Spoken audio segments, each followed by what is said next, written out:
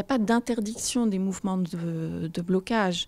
Il y a en revanche des mises en garde qui sont faites, tout simplement parce qu'on ne peut pas le bloquer, effectivement, le pays de façon, entre guillemets, anarchique, on va dire.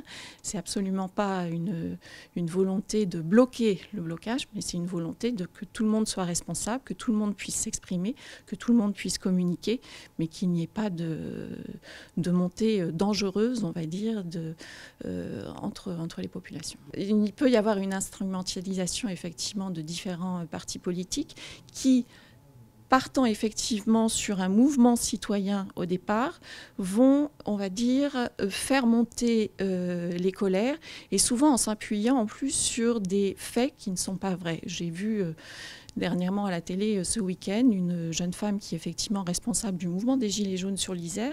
J'étais très surprise effectivement par ce qui était dit par cette personne, en avançant des chiffres et des données qui étaient complètement déconnectés de la réalité. Donc effectivement, il peut y avoir une certaine récupération politique pour faire monter des colères. C'est déjà depuis la fin du XXe siècle que les rapports du GIEC existent, que les rapports sont faits par des experts et qui nous alertent sur les conséquences de l'utilisation notamment du diesel. Qu'est-ce qui s'est passé depuis 20 ans pour que réellement on sorte de ce diesel?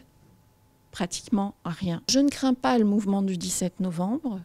En revanche, puisque vous avez parlé de récupération tout à l'heure, etc., je serai très attentive en tant que référente de La République En Marche sur le département à ce que la communication se fasse bien avec nos citoyens. Je ne veux pas que les colères se montent sur des fake news.